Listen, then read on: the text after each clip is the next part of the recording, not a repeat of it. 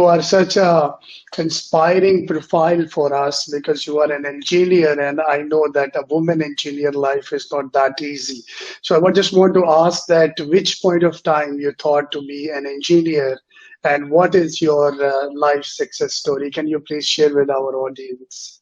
It all started when I was in high school. So I always wanted to explore the engineering background, and I always was smart in math and physics. So it was something that I really enjoyed. And after that, it just started that I've applied for university and I got accepted and had that passion within me to enforce and go into a major where it is very much male dominant major. So after that, the university was really a very interesting period of my life, which allowed me to move on and to explore different angles of the engineering world in general, and then more specific, I've hit into the electrical engineering, which has really broadened my knowledge and information and allowed me to decide what I want to do. So that led me into joining the energy sector, and which is also a sector that is dominant by men, as you know, but that does not have an issue here in the UAE.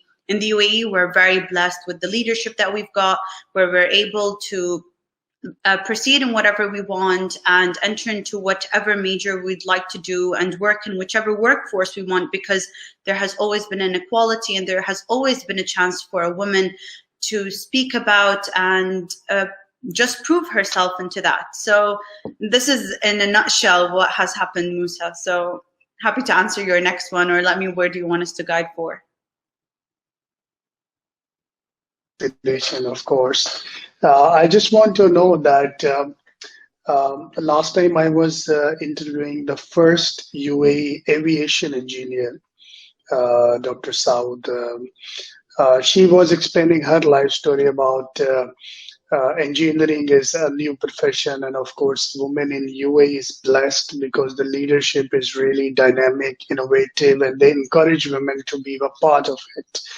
You don't face those problems which actually women across the developing countries are facing. So what do you think that, what is your message to those developing women country people, women especially, that want to be an engineer, want to be innovative? What advice you can give them?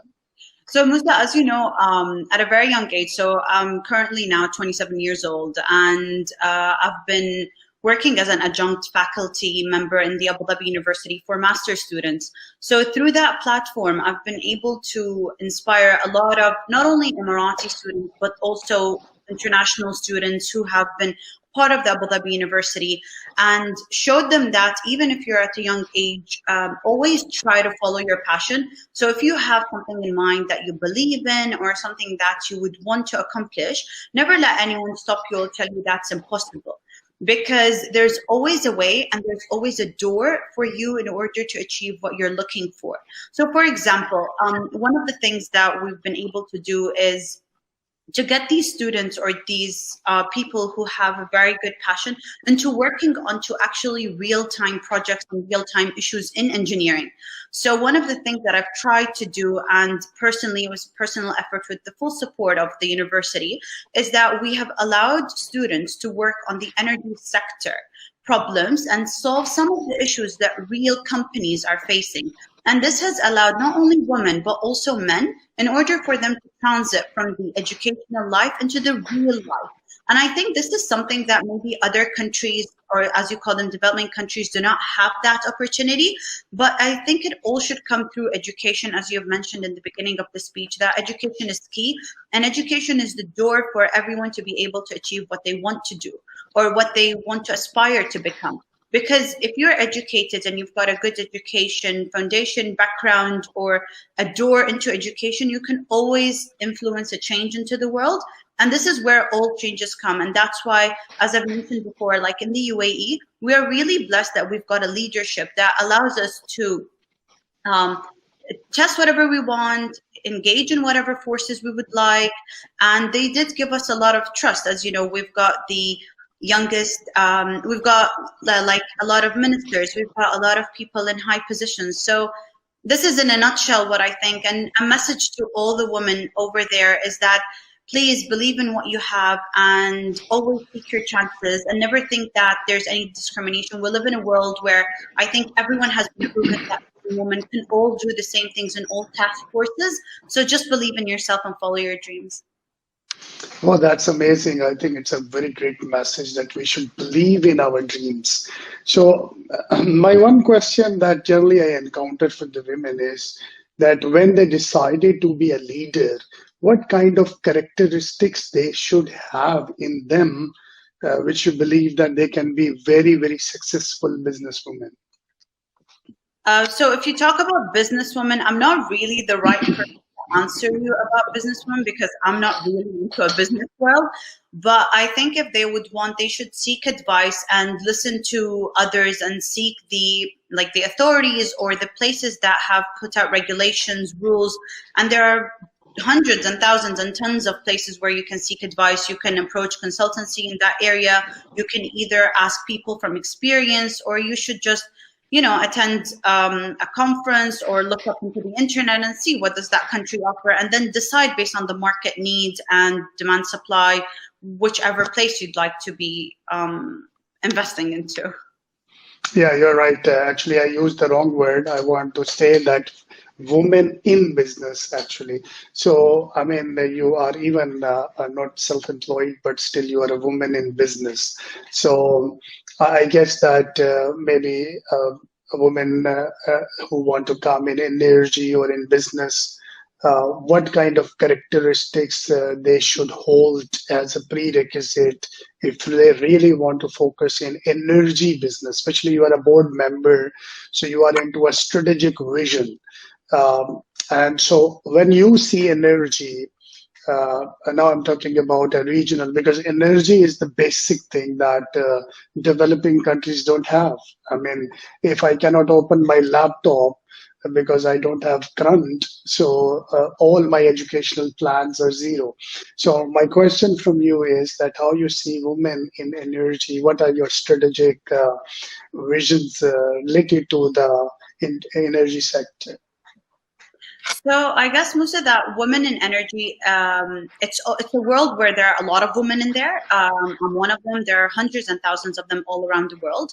If a woman would like to enter into the energy sector in particular, they will need to be very strong. They'll need to have confidence in themselves. There'll be a lot of people trying to um, um, how do I say the right word? Like not allowing them to put on their vision or not allowing them to share an idea, or will try to stipulate the idea in a different form. But regardless of that, a woman should always stick to her mind, put her thoughts very well, present it in a nice way where the other person or people on the other side of the table will accept it. And a true leader or either a woman or a man, there are three things I'll always focus on. A true leader is a leader who can stand on his own and believe in himself. A true leader is a leader who has courage to take a decision at the time when a decision is required to be taken. And a true leader is a leader who listens to those who need it and to those who are requiring him to listen to their thoughts. That's amazing. I think that you well composed your thoughts of women in energy. My last question from you is that how you see the upcoming women and girls, because you are a young leader yourself, and how you see yourself next 20 years down the road, uh, working for women leadership and supporting women for upcoming leadership. So 20 years down the road, that will make me turn into 47, Musa. So I'll not think a lot. But in the long term, I would always support women. I would support both genders. For me, I don't see it like men or women. I would always support a person who has a thought, a person who has an idea, a person who really has something which will make this world become better. And if you specifically talk about women, I would always tell them get educated, make sure you're fully knowledgeable about what's going around you, believe in yourself, and always believe that there will be someone out there looking for you and wishing to put you into an entity or to start up a business with him or get up into an idea, an enterprise, take a risk, and then suddenly you'll see yourself flying if you just believe in your ambitions. And that's my last piece Oh, I'd like to pass through this. And thank you so much, Musa. Thank you, guys. Thank you so much, Berkeley. I'd like to thank Khulud, the CEO, for everything, and looking forward to joining you onto different platforms as well.